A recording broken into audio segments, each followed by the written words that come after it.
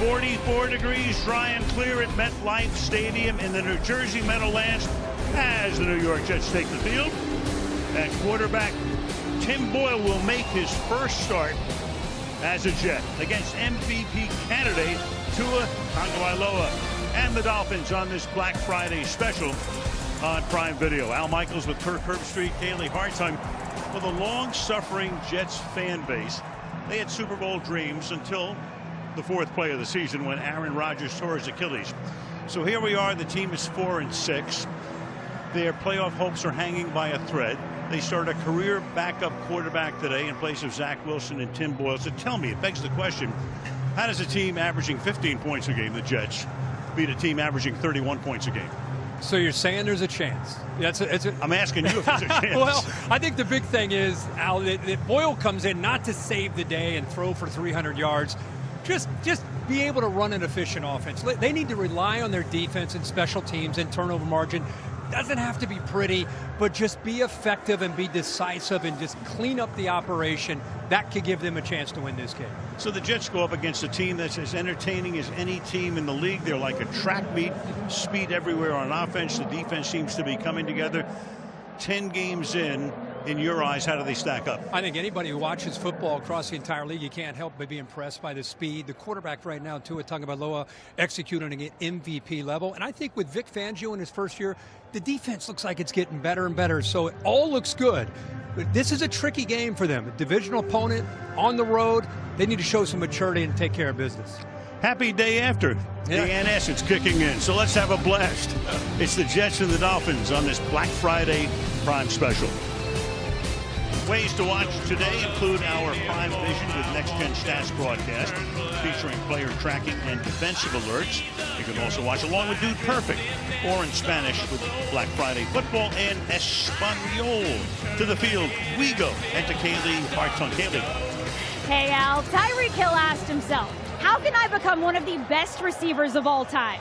He was coming off of a 1,700-yard campaign, and with Calvin Johnson holding the single-season record at 1,964, he thought this offseason 2,000. That was the mark he wanted to hit, and every day since, he told me he's woken up telling himself he is going to break this record and achieve his goal. Now 10 games in, he is on pace to do both, and he is determined to play through the pain he says he is feeling in his right hand today after injuring it Sunday. He told me it hurts real bad when he tries to catch a football. That hand is still swollen, and yet he does not expect it to limit him tonight, saying, once the adrenaline begins to run, I'll probably forget all about it. Yeah, always a lot of fun to watch. Hurt his hand last week, but none the worse for wear. There are the standings right now. Dolphins have already had their bye. The Bills haven't. 7-3 Miami, Buffalo 6-5. Jets are 4-6. So it's never do or die really until you're dead, but it's pretty close today. Beautiful day in the Meadowlands. Jets will get the ball. Miami won the toss. They've deferred. Jason Sanders to kick off. Xavier Gipson back to receive for New York. And off we go on Black Friday from the Meadowlands, starting at the 25-yard line, and immediately we will see the new Jets quarterback. Tim Boyle went to Connecticut for 3 years, college football, then went to Eastern Kentucky for 1. Been around in Green Bay for 3 years, backed up Aaron Rodgers, went to Detroit, played 3 games when Jared Goff got hurt, went to Chicago at the end of last year, came here, and here he is. Something new, something different. Can he give them a spark?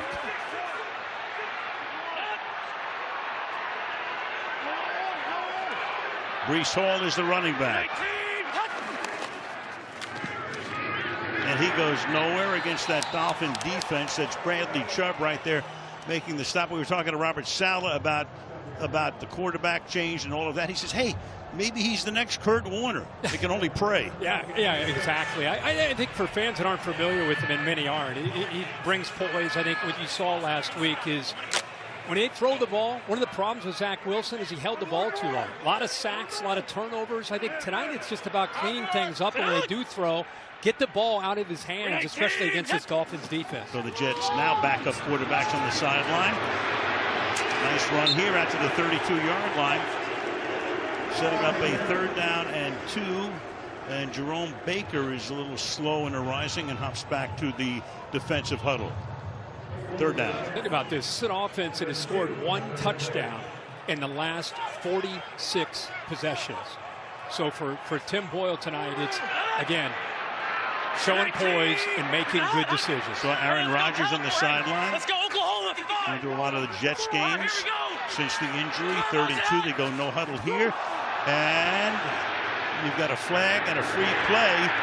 And the pass is caught up at the 37-yard line. So either way, they were going to wind up with a 1st down here because Bradley Chubb came across the line. Yeah, showing that experience with Aaron Rodgers. You know, they used that hard count at a great time there on 3rd down and short.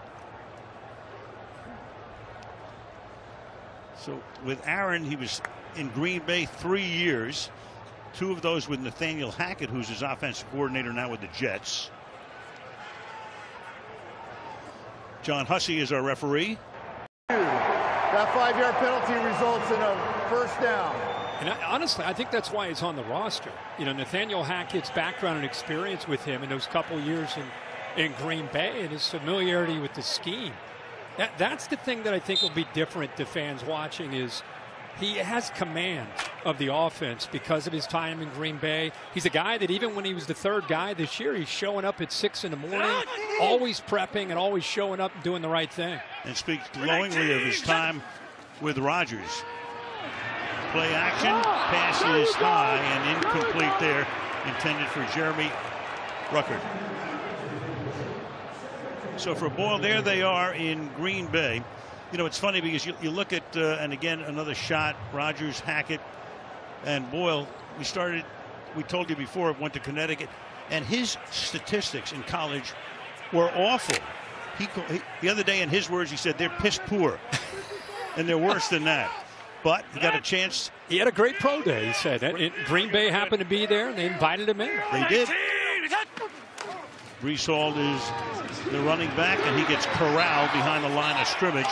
Jalen Phillips, number 15, is right there. That Dolphin defense, which, of course, was paling in comparison to the offense early in the season, but now really starting to come on. Yeah, Vic Fangio, one thing you always think about is having great outside linebackers, and he's got Chubb on one side and Phillips on the other, and we always equate great outside backers in this scheme with their ability to rush the quarterback. But Vic Fangio quickly to point out how good these guys are at setting that edge. A great example there by Phillips. So 5 wide, including Dalvin Cook, who is in the game. 4-man rush. Boyle throws, caught up at the 40-yard line, but well shy of the 1st down. Garrett Wilson making the catch there. So they picked up a 1st down off the penalty and now have to punt.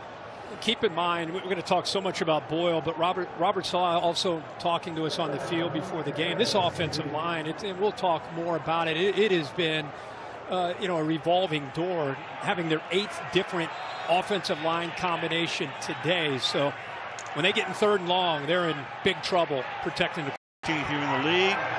Most of those with the Saints early on. Braxton Berrios to run it back.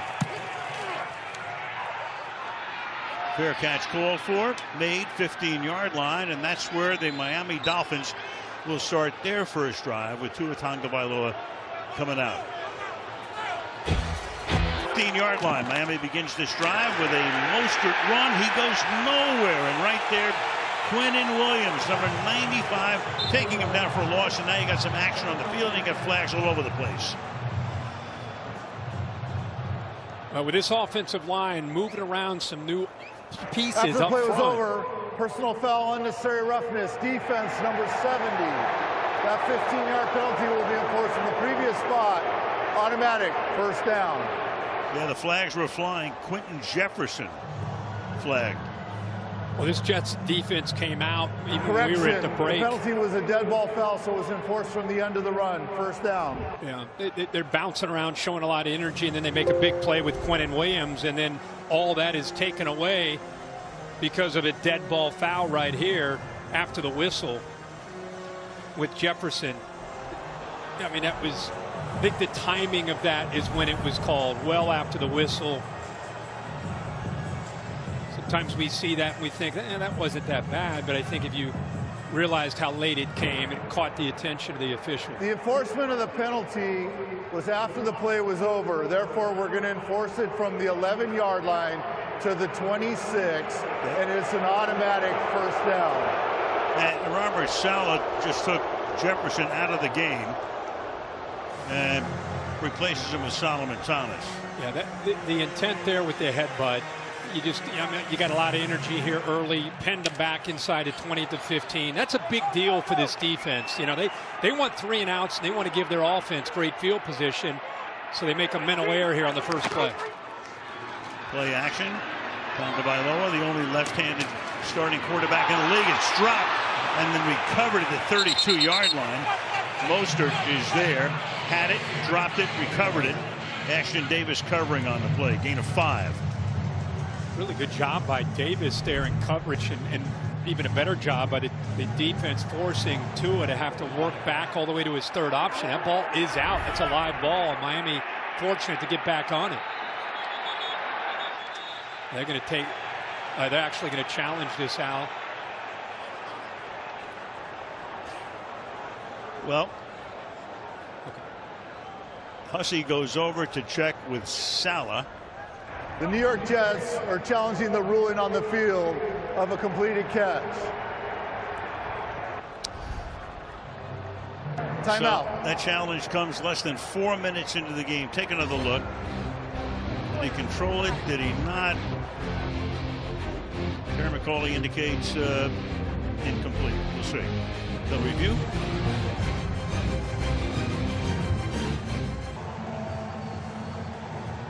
The call has been reversed because it's ruled that Mostert at 2 feet down didn't take a move after that. So the Jets do win the challenge. And it makes it 2nd down and 10 instead of 2nd down and 5. But Kirk, you know, you make a challenge like that early on a relatively inconsequential play. And, you know, you wonder, does it come back, especially if you lose it, then you're only down to 1. You don't see too many early challenges. No, you don't see that often, but I think it shows you the confidence in how much they knew that this was going to be reversed. And also, they get Tua behind the sticks by getting that incompletion. But now Hill has it, and Hill is out of bounds after a couple. Let's take a look at some of the Tagovailoa statistics this year, and they are great. 70%, almost 3,000 yards. 2.5 to 1 touchdown to interception ratio. 21 touchdowns, 3rd in the NFL. And you think back to last year, those 2 serious concussions. He even thought about, well, maybe it's time to retire, but here he is coming back and playing great. 3rd and 8.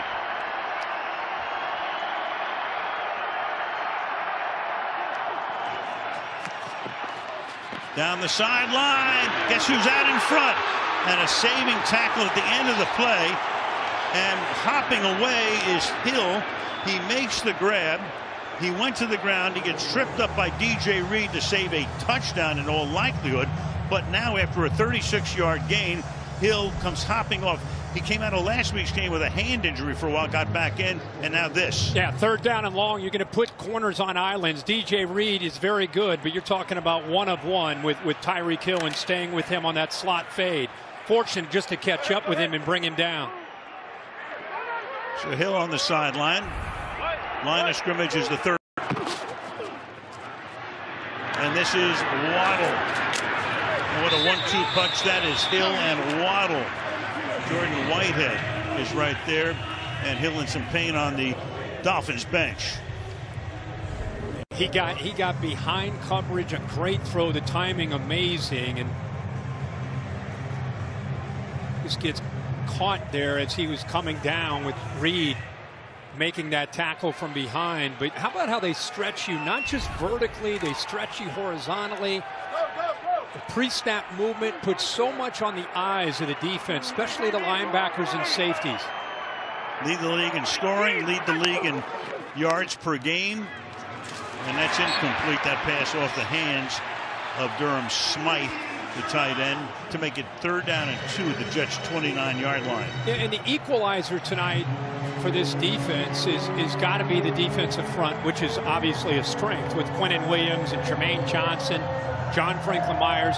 they can get pressure without having to bring the blitz. And those guys are going to have to dominate against the Miami offense. It's beat up as far as the interior. Connor Williams is fine at center, but you got a couple backups playing Eichenberg on that right guard and Lester Cotton, the same lineup they used last week in their game. Guess who's back? That didn't take long. Sat out one play, 3rd down and 2 now. And first charge timeout, Miami. This will be a taken here by 30-second Mike timeout. McDaniel on the Dolphins, and we go to Kaylee. Tyreek Hill got a quick exam of his left foot while he was on the sidelines. They spatted him up and he ran right back out there. But guys, he was on the injury report week 11 because of that foot. I'll say a quick exam. That was like going to urgent care. Drive-through. Well, he is so motivated, not just individually, because this guy, he's on pace to go over 2,000 yards as a receiver, which we've never seen. Obviously, Calvin Johnson had a magical year, came close with his 16 games, but he's not a selfish guy. How many times have we heard from Miami folks about how hard he works in practice, what a great teammate he is, how much he energizes everybody with his approach on a day-to-day basis. Of course, he came over from Kansas City. Great amount of success there, obviously. And then the trade. And loving it in South Beach. 3rd and 2. Here's Hill. 1st down. Lots more. Bounces off a couple of tackles. Takes it to about the 10-yard line. Tackled there by DJ Reed. And you got Alec Ingold leading the way with a nice block. Al, you know it's coming. You just don't know, is he going to jet motion all the way across? I mean, Reed is out his 2nd time he's out here by himself. Now he's got to respond to this. Now he's got momentum. And instead of continuing across the field, he catches that quick throw. And look at the convoy he's got in front of him. I mean, it's tough enough to tackle this guy in space. Now you get him in space, and look at these linemen out in front, athletic, and helping him almost get to the end zone. Drive started at its own 15 for Miami at the 12, now 1st and 10. Hill this time in the slot, fake it to him, toss it to Mostert, and stays in bounds for 3 or 4 yards. 2nd down. And they just stay one step ahead of you with the execution. And a lot of people talk about the speed, and you should. But I think Tua Tagovailoa has taken a different step in his 2nd year with Mike McDaniel, and the execution of this offense, the things that he does pre-snap. There's so much movement, and how he is in command and how comfortable he is with what he's seeing from the defenses. He and Mike McDaniel work very, very well together and allow him to really orchestrate this offense. It's a match made in heaven the way it looks right now. Yep. 2nd down and 4. Toss here, slips to the outside, breaking a tackle, picks up about 1. Mostert broke away from Quincy Williams. Mostert in his 9th year in the league. You know, you're talking about speed. Guys in their 9th year in the league normally aren't what they were in the combine, but this guy is still as fast as he ever was. Yeah, you go back and you look at his career, his first 5 years, he was just trying to make a roster. He's a lot of practice squad moments, and you think that the guy's not going to be able to do much, but look at his numbers now. I mean, he's averaging 5.2 yards a carry. I think it says it all, and a great compliment to what they do on the perimeter. 11 rushing TDs, 13 TDs total. 3rd and 3. Tua in the pocket, has time. Comes out the back door, keeps it himself, and gets upended by Whitehead inside the 5-yard line. So now you have 4th and 2. And we'll see about McDaniel's call here.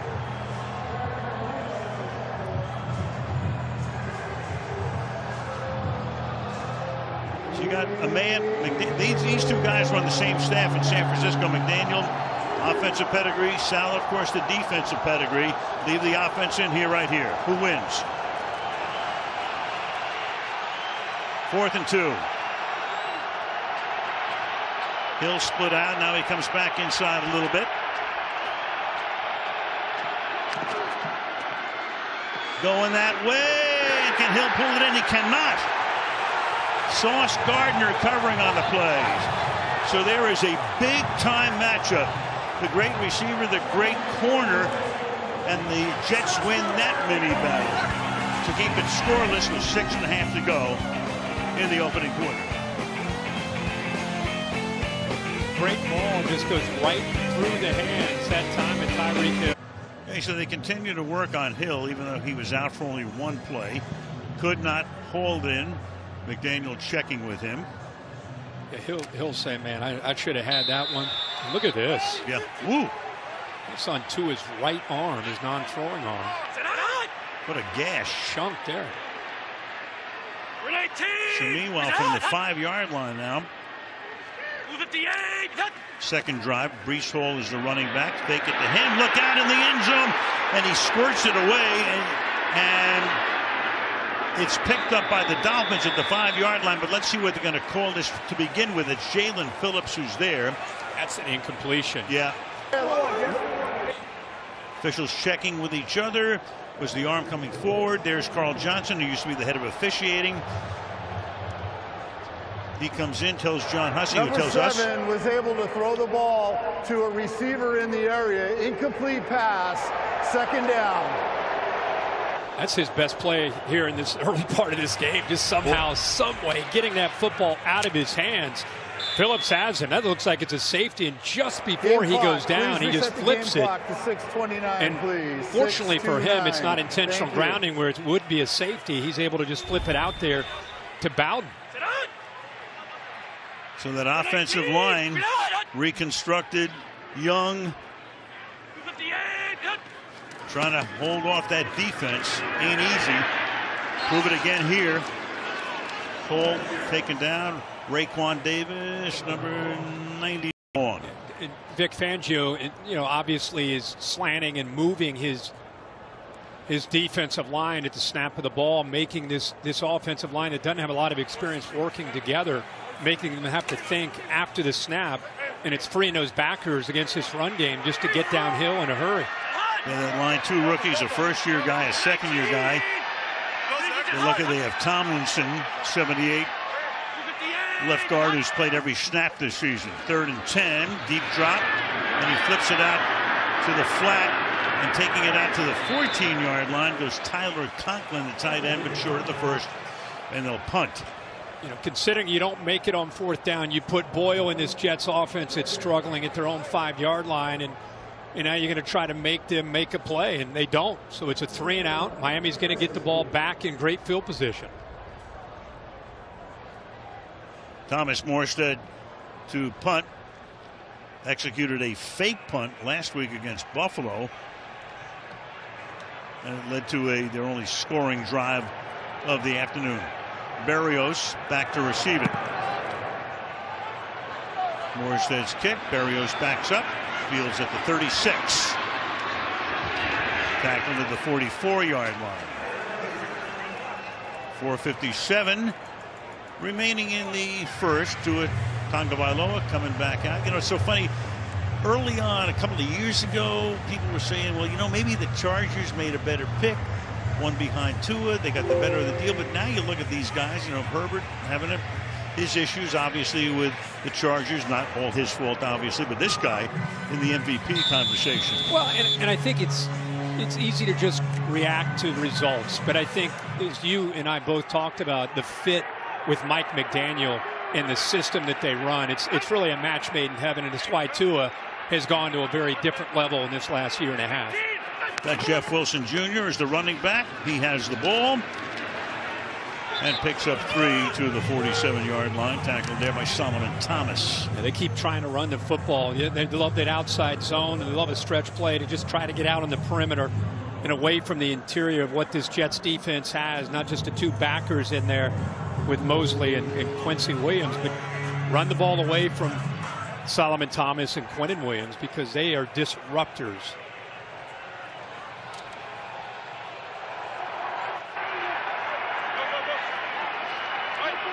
Second and 7.